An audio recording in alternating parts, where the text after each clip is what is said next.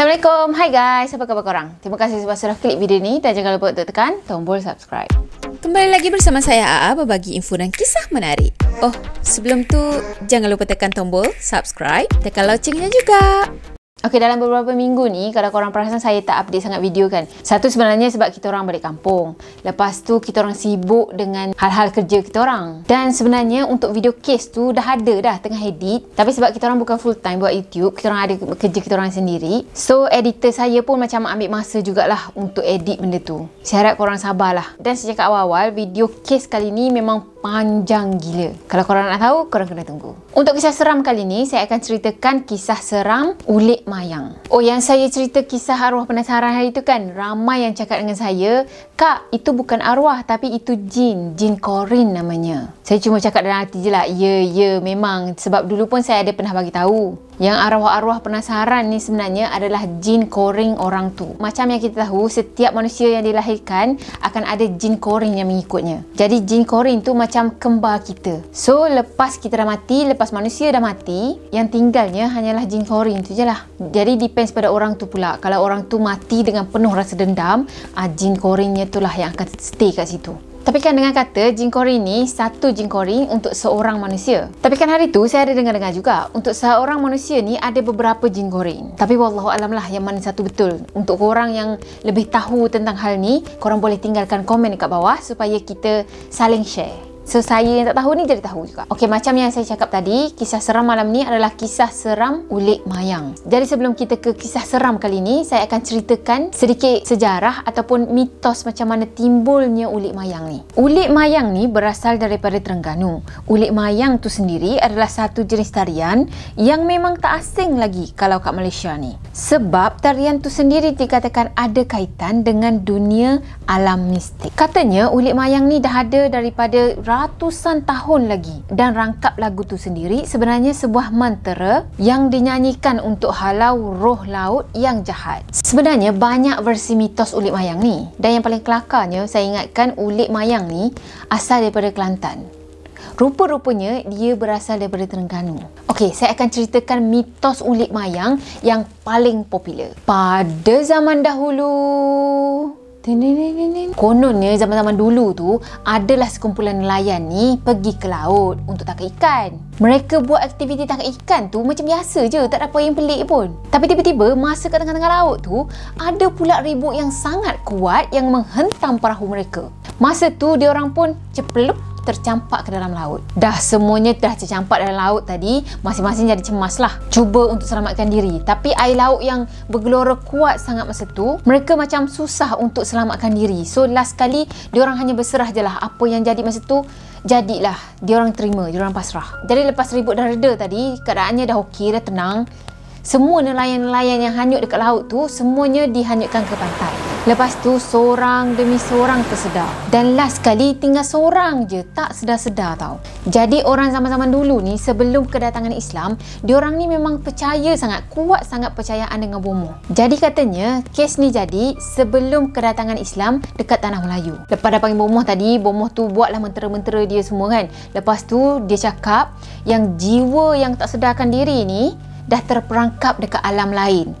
Jadi kiranya jasadnya je ada yang terbaring dekat pantai, tapi jiwanya dah dibawa ke laut, dah pergi ke alam lain. Tapi bukan mati tau, bukan mati. Saya pernah dengar kalau orang yang dibawa jiwanya macam gitu, memang orang tu akan hidup lagi, bernafas macam biasalah, dia bukan mati lah kiranya kan. Dan mungkin kita akan cakap dia tu dalam keadaan koma. Jadi kalau dia terus ada dekat alam lain tu, dia hidup dekat sana, jasadnya yang ada dekat dunia manusia ni akan meninggal. Okey, sambung. Lepas dah panggil bomoh tadi, bomoh pun cakap macam tu kan, jiwanya dah tak ada kat sini. Lepas tu diorang pun minta tolonglah bomoh tu, tolong kembalikan jiwa kawan dia. Lepas tu bomoh tadi pun bacalah mentera untuk seru jiwa nelayan tadi. Bila dah seru-seru tu, bomoh tu cakap yang jiwa nelayan tu dah dipukau oleh semangat laut. Katanya puteri bunian yang ada dekat laut tu nak ambil semua nelayan tu sebenarnya. Tapi seorang je yang dia berjaya tawan. Jadi nelayan yang kena tawan tu sebenarnya terperangkap dekat alam bunian dan merayau-rayau dekat sana. Jadi katanya bomoh tu cuba untuk ambil balik jiwa nelayan tu, tapi dihalang oleh puteri bunian. Kat situlah pertarungan antara bomoh dengan puteri bunian tu berlaku. Katanya pertarungan antara Bomoh dengan Puteri Bunian tu, bila seorang-seorang Puteri Bunian ni datang membantu. Sampaikan 6 Puteri Bunian datang dan duk bertarung dengan Bomoh tu. Dan last kali, bang, muncullah Puteri Bunian yang last kali. Itu adalah Puteri Bunian yang sulung daripada 7 adik-beradik. Katanya puteri sulung tu adalah Puteri Bunian yang paling cantik, paling bijak dan juga paling kuat antara ke-7 puteri yang lain. Dan masa tu Bomoh tu merayu untuk pulangkan balik jiwa nelayan yang dia orang ambil, yang Puteri Bunian tu ambil, supaya dia boleh pulang ke pangkuan keluarga dia. Dan masa tu jugalah Puteri Bunian yang sulung tadi, dia arahkan adik-beradik dia dan juga Bomoh tu supaya berhenti bertarung, dan dia sedar kesalahan tu daripada pihak mereka.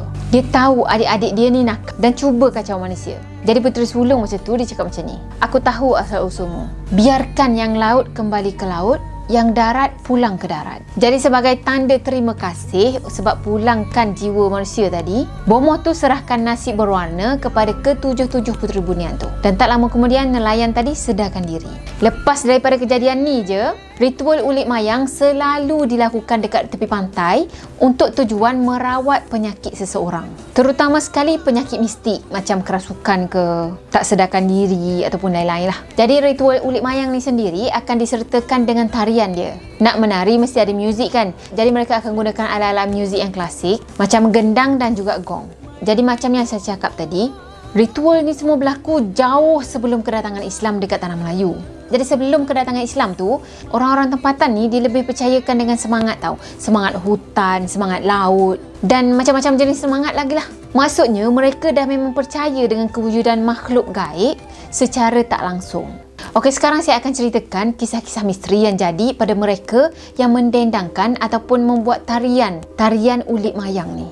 Tapi kisah ni semua saya ambil daripada sumber internet dan ini mungkin kisah korang. Jadi untuk mereka yang terlibat dalam penceritaan saya ni, saya nak minta izin dengan korang untuk ceritakan cerita kisah korang ni dalam video ni. Sebab sebenarnya saya cuba untuk cari orang yang terlibat, tapi itulah macam di luar kemampuan saya. So saya minta izin lah. Okey, kisah pertama adalah kisah kakaknya demam bila tengok adik dia menari. Tapi betul ke tu adik dia?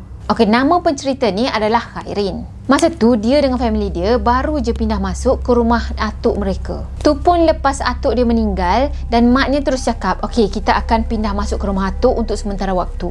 Katanya sepanjang dia orang duduk situ sebenarnya okey je. Cuma memanglah binaan rumahnya tu, binaan rumah yang macam lama-lama sikit kan. So dia cakap keadaan rumah tu macam nampak seram jugalah. Dan katanya keluarga dia orang ni memang jarang sangat nak balik ke rumah atuknya tu. Sebab atuknya tu melarang mereka untuk pergi ke rumah dia. Biasanya kalau perayaan pun, kalau hari raya ke apa, atuknya ni yang akan pergi ke rumah dia orang. Okey, sebab dah pindah rumah tadi, confirm lah dia kena pindah sekolah kan. Dia pun masuklah ke sekolah menengah yang baru ni.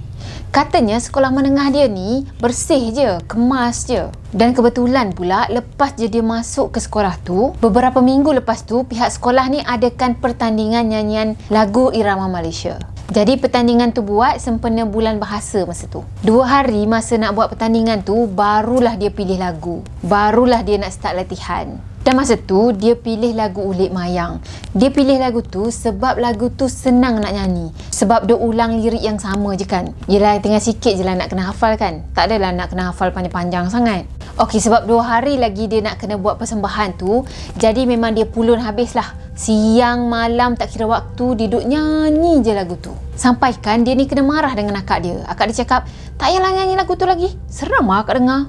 Macam tu. Dan mungkin kena marah teruk lagi lah daripada tu. Tapi yang si Kai ni, biasalah adik kan. Dia makin menganjing adalah. Dia siap menyanyi sambil menari lagi depan akak dia tu. Sampaikan akak dia ni naik angin sebab menganjing sangat kan. Dia pergi hempuknya kepala adik dia dengan papan pemotong. Itulah orang dah cakap dah seram-seram, takut kan.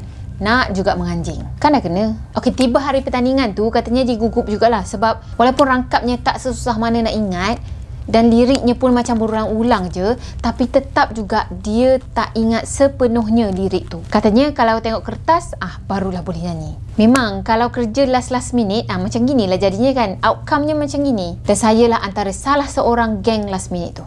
Okey, masa tu dia adalah orang ketiga yang akan buat persembahan. Katanya suasana dewan masa tu dah agak bising.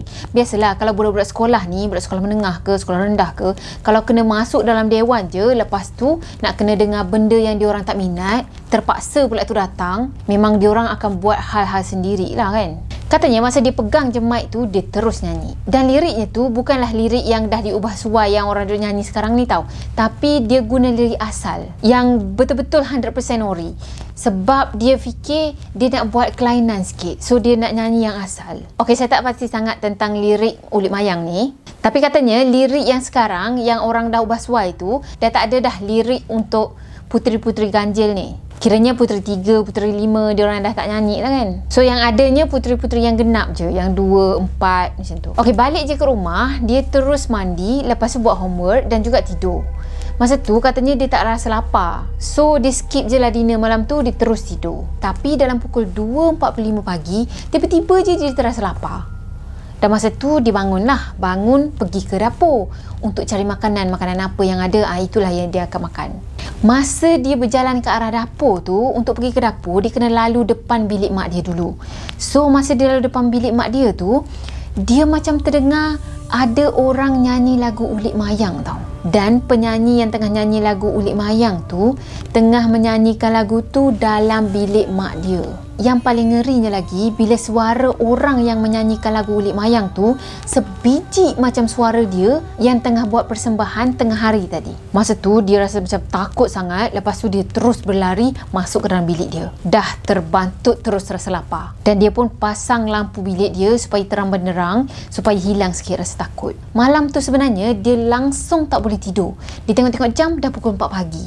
Masa ni jam 4 pagi tu sekali lagi dia dengar lagu Ulit Mayang. Tapi kali ni bukannya ada orang yang menyanyikan tau, tapi dia dengar orang tengah mainkan serunai lagu Ulit Mayang tu. Okey, serunai ni adalah alat yang orang main, alat yang orang tiup untuk main silat tu. Masa tu dia ketakutan sangat, sampaikan dia duduk menangis-nangis dalam bilik tu seorang-seorang. Dia masuk dalam selimut, selubung bungkus semua, lepas tu duduk menangis dalam selimut tu. Sampaikan dia sendiri pun tak sedar bila masa dia tertidur. Pagi tu bangun pagi-pagi lagi, dia terus pergi ke dapur untuk makan.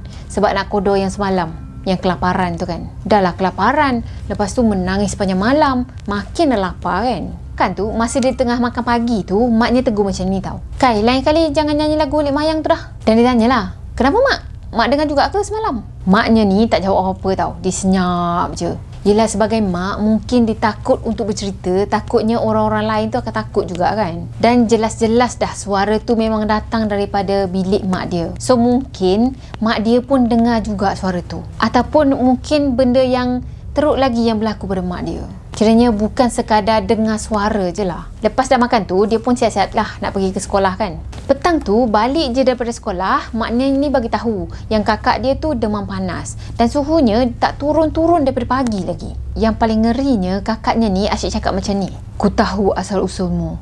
Yang laut balik ke laut, yang darat balik ke darat. Nasi berwarna hamba sembahkan. Jadi kakaknya tu selalu sebut perkataan tu tau. Macam kena sampuk ataupun meracau macam tu. Korang mesti pernah tengok kan orang yang demam teruk ataupun orang yang demam panas teruk ni, mereka akan meracau-racau dan cakap je lah apa-apa yang diorang nak cakap. Yang banyaknya diorang akan cakap merapu-rapu je lah. Tapi kakaknya ni, dia akan cakap perkataan tu berulang-ulang kali. Dan kata-kata tu sebenarnya adalah apa yang kata-kata Puteri Sulung tadi cakapkan dengan bomoh tu. Demam kakaknya ni berlarutan sampai ke malam. Dan sebab demamnya tu makin teruk dan nampak macam demam tu bukan demam yang biasa-biasa, jadi mak dengan ayah dia ni ambil keputusan untuk panggilkan ustaz untuk ubatkan kakak dia. Masa ustaz tu ubatkan kakaknya, dia tak dibenarkan untuk keluar bilik. Dia kena duduk dalam bilik, kuncikan diri dalam bilik. So dia tak tengok secara langsung lah apa yang ustaz tu buat untuk rawat akaknya. Esoknya tu dia tak pergi ke sekolah sebab dia kena jaga akak dia.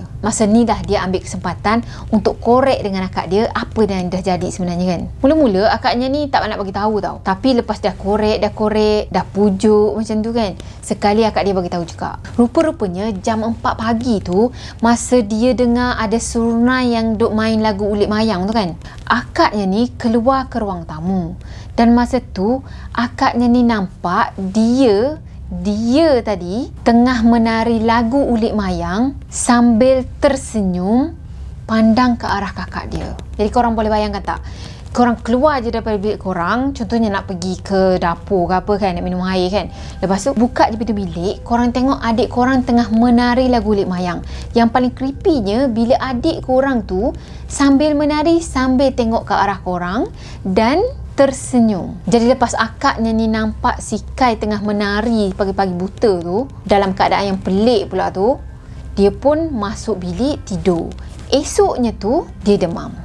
Lepas kejadian tu dia dah tak berani dah. Si Kai ni dah tak berani dah nak nyanyikan lagu Ulik Mayang tu lagi. Okey, kisah yang kedua. Kisah ni jadi pada salah seorang hamba Allah ni yang tengah study dekat universiti. Dia dengan 9 orang pelajar yang lain perlu pergi ke Langkawi untuk hadir ke sebuah seminar. Katanya pada hari terakhir dia kat sana, dia orang kena buat persembahan. Biasalah seminar apa-apa sekalipun, kalau hari terakhir tu dia orang akan ada macam malam kebudayaan macam tu. So masing-masing kumpulan perlu buat persembahan dan diorang akan sertakan dengan majlis penutup. Jadi katanya masa tu semua pelajar diminta untuk buat persembahan untuk mewakili universiti masing-masing. Jadi kumpulan dia je ada 10 ahli semuanya. Dan ada satu malam tu diorang berkumpul dekat tepi pantai sebab diorang nak bincang tentang persembahan apa yang diorang akan buat pada malam penutup nanti. Jadi salah seorang daripada ahli kumpulan mereka namanya Abang Bat. Jadi Abang Bat ni dia ada bawa gitar dan kebetulan pula dia ada bawa alat perakam. Dan masa tu Abang Bat ni cakap, kita rakam je lah apa yang kita nyanyikan malam ni, sebab nanti kita boleh tengok kat mana ke ada kurang ke, yang perlu ditambah ke apa kan. Jadi masa tu diorang ambil keputusan untuk nyanyi lagu Ulik Mayang. So diorang pun nyanyilah lagu Ulik Mayang. Si Abang Bat ni lah yang cari key mana yang sesuai. So diorang pun nyanyilah lagu Ulik Mayang tu kan. Jadi dalam kumpulan diorang ni ada seorang je suara yang paling sedap. Namanya adalah Rosita. So diorang ambil keputusan untuk jadikan Rosita ni sebagai penyanyi utama. Yang lain tu semua kiranya penyanyi latar lah macam tu.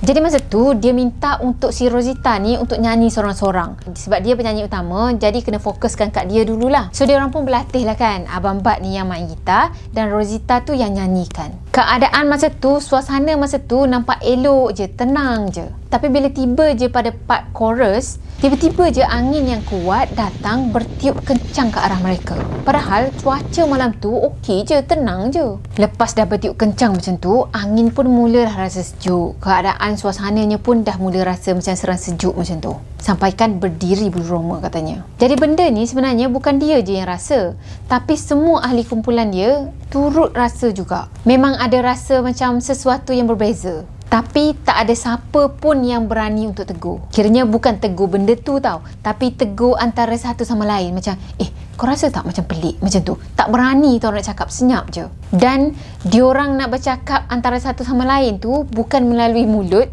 tapi melalui mata. Korang pernah dengar tak? Bercakap melalui mata.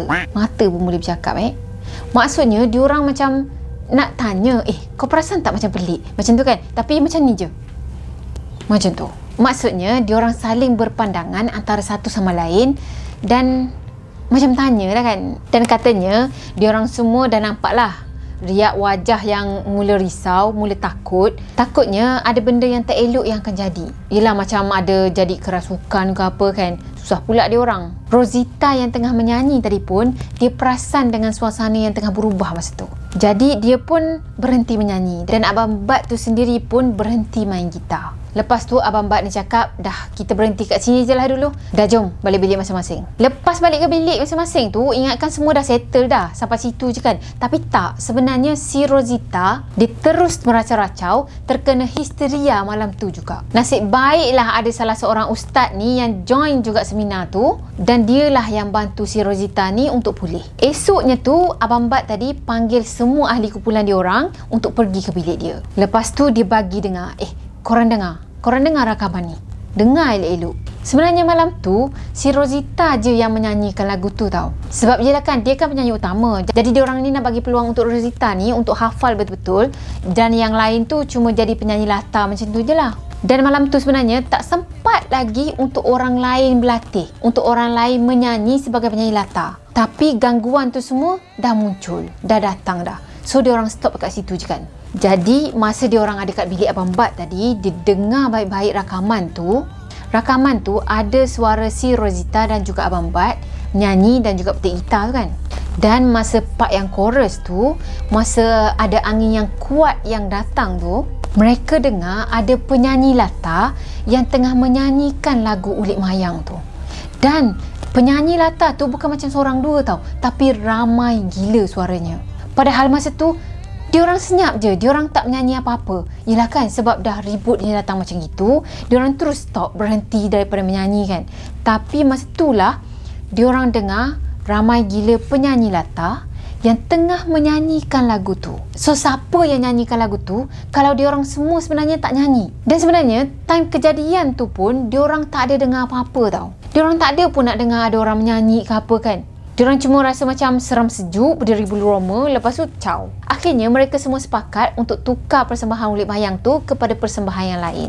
The end. Belum. Okey, sebenarnya kisah seram Ulik Mayang ni ada beberapa cerita. Dan cerita-ceritanya tu memang menarik lah untuk di-sharekan. So mungkin insyaAllah saya akan buat part 2. So saya rasa sampai di sini dulu untuk video kali ini. Kalau korang suka video ni, jangan lupa tekan tombol like, comment, share dan juga subscribe. Jumpa lagi di next video. Bye-bye. Assalamualaikum warahmatullahi wabarakatuh. Bye-bye.